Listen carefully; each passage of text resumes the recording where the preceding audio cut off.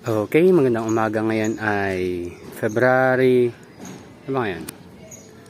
26, alas 11 ng umaga.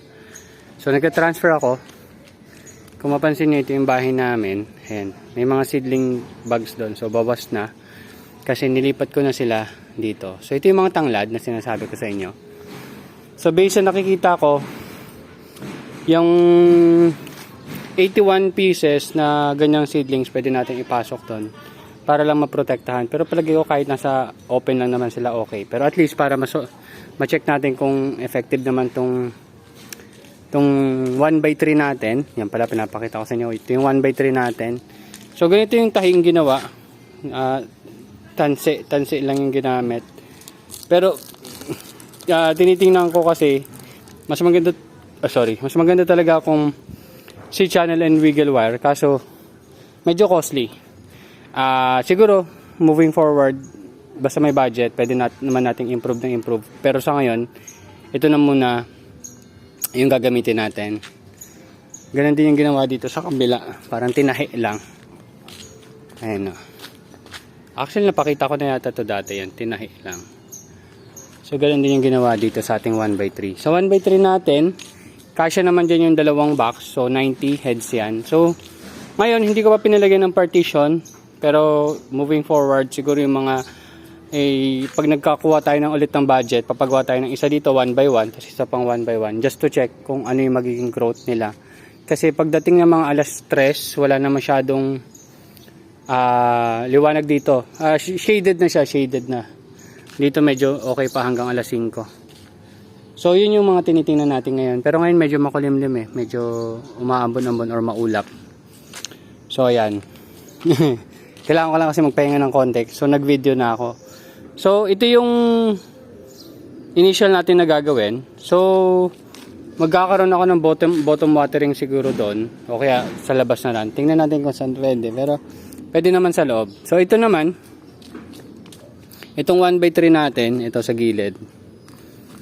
Yan, ito yung pinaka-handle niya. Kasi pag sa gitna, may hirapan ako pinaka-iangat. Yan. Tapos yung nakita itong butas na to, tapos meron din butas dito sa gilid. Ayan. Lalagyan niya ng bakal para magiging kalang niya habang nakaangat to. Okay? So, ayun. So, inisip ko lang, pag sobrang lakas ng hangin, baka itulak niya doon. Pero, itulak niya papunta sa kabila. Pero, mukhang hindi naman mangyari. Kasi, meron din tayong safety feature dyan. So, ito. Yan. Meron naman siyang ano dito, parang stopper. Para hindi siya bumuka ng dito sa kabilang side.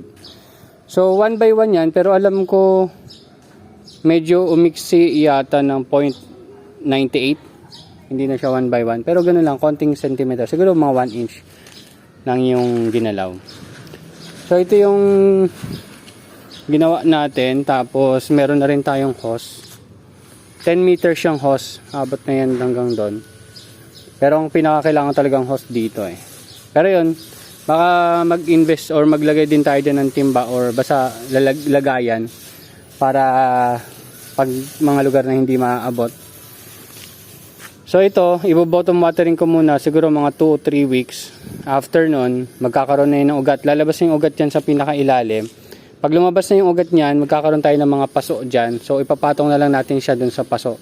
Tapos, bahala na yung ugat na kumuha ng nutrients dun sa paso. Para naka-polybag lang siya, mas madali natin siyang ibenta later on. Kasi gusto ko, maliban sa magiging barrier natin siya, gusto ko rin kahit papano, maibenta natin siya. So, mapagkakitaan din. So, ito. Pasok lang tayo. So far, meron tayong na-harvest na 1, 2, 3, 4, 5, 5. Ay, hindi. 4 lang. 4 na galing sa harvest natin nung simula February 22 up until now. So, meron tayong 4 na nabakante. Ito naman yung mga excess natin na mga box. So, lalagyan ko na lang yan ng plastic. Kaya yung recent na dinala ko dito, alam ko may plastic yun eh. Ito ba yan? Ayan, may plastic o. Ayan, ayusin ko pa yun mamaya para malagyan natin plastic iyon tsaka ito. So nagtesting na rin tayo dito. Meron tayo dito naka bottom watering. So kahapon, nasa indoor setup pa to. Ngayon, nilabas ko na para matestingan natin. So side by side, makikita natin kung okay siya. So nung 21 ko siya tinanim, ngayon ay 26. So ganyan na itsura niya, no? Meron silang first true leaf. Pero merong isa dito na natuyuan kahapon, ito yata natuyuan. Kaya medyo delay siya ng konti. Pero konti lang naman kasi wala pang one day nung napansin ko. So ayan. So sana maging okay. Hindi pa natin talaga siya natetest na sobrang lakas ng hangin or kung ano man. Ang iniisip ko baka sumiksik yung mga ibon dyan, pero titingnan na lang natin moving forward. Ayan. So ayan. So simple lang naman siya. So walang drilling na ginawa. So ayan, welding lang dyan para magkaroon tayo ng makeshift na na pintuan. Hindi ko kasi pwedeng palagyan ng gate kasi sisiksik yung mga pusa diyan sa mga pagitan. Aliko. Ayan. Ayan. So ayan yung access natin dito. So ayan. Siguro, syempre, mabubulok dahil sa ulan. So yung mga excess ko mga plywood or kung ano man yung pwede kong magamit sa taas, yun yung ililipat natin dito unti-unti. Para mapakinabangan ko na rin. Kasi may mga nakatambak pa dun sa rooftop eh. So isang problem, or hindi naman major problem, kasi may mga nakausling bakal. So titingnan ko kung paano ko siya masusolusyonan. Siguro lalagyan natin ng mga pots dito, para lang alam ng tao na, o iiwasan ng tao kasi nga mahirap na mapatid. Ayan. So ito yung basurahan ko, pero ayusin ko pa yan. So binaplano ko rin magkaroon ng compost bin dito kasi nga yung mga paso later on, syempre lalagyan din natin ng compost yun, makabawas din tayo sa basura natin na ginagawa na rin naman natin dati, kaso kasi hindi ko na maintain. So parang within 5 months tinigil ko ulit. So ibabalik lang ulit natin. So yun yung ilalagay natin as fertilizer nitong mga tanglad natin, maliban sa mga magiging tira ng ating tanim. So tinitingnan ko ang first harvest natin dito. Since February 21 yung seedlings na ililipat natin dito, by April first week mag-start na tayo ng harvest dito. Hindi ko siya mapupuno. Ang kasya pala dyan is 12. So dito 4, dito sa gitna 3, kasi yung so sa gitna 3, tas dito sa dulo is 5. So ang mangyayari niyan, yung dito sa gitna, so iyan pahaba na, so yung matitira is paganyan. So magkakaroon lang tayo ng space para maglakad dito sa gitna. Ayan. Tapos isa pang pahaba dito. Ayan. Ayan.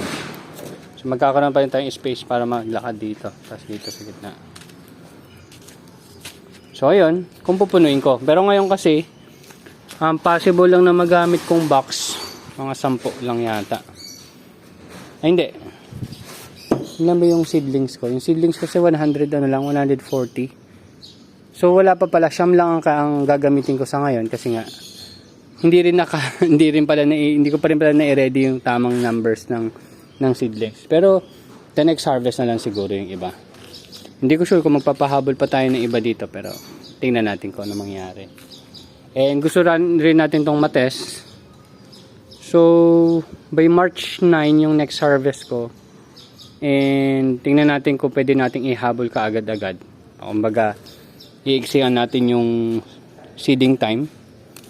Pero kasi ang kasya lang dyan is 90. So 6 lang. So medyo minsan bababa yung production natin habang pinag-aaralan pa natin yung pwede natin gawin. Pero dito kung kaya kong i-maximize ng 12 ka agad, which is 180 heads, okay naman yun.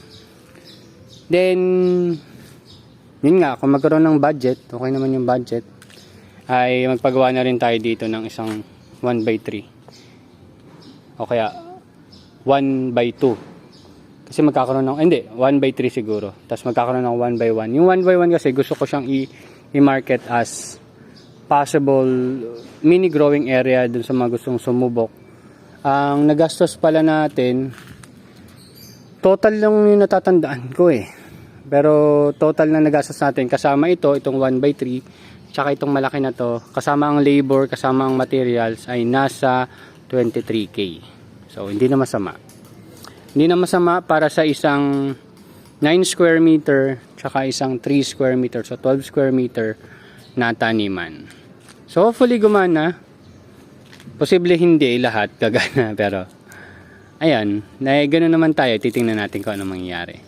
So that's it. So hopefully may na-share naman ako kahit papano. So ililipat ko lang yung mga tanglad dito, tapos gagawin ko siya ng bottom watering setup dito. Siguro kasi may excess pa ako ng UV plastic doon eh.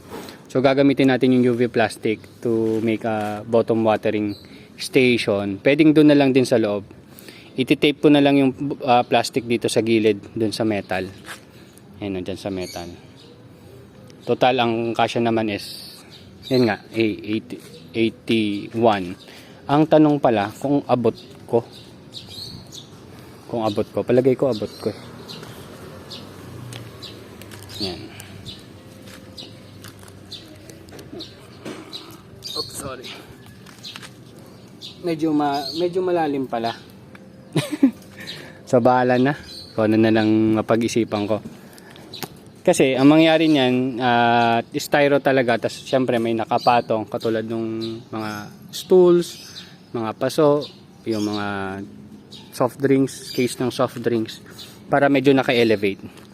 Pero yung papagawa kong 1x1, kasama na yung patungan. So itong 2 inch na to, papaangat ko pa yan, baka paabot natin ng mga 6 inches yung angat niyan, tapos magkakaroon siya ng patungan dyan ng mga styro boxes. So yun yung nasa isip natin para sa 1x1. That's it. Thank you very much and see you next update, guys. Nga pala, tumutubo na yung mga pipino natin doon. Bye-bye.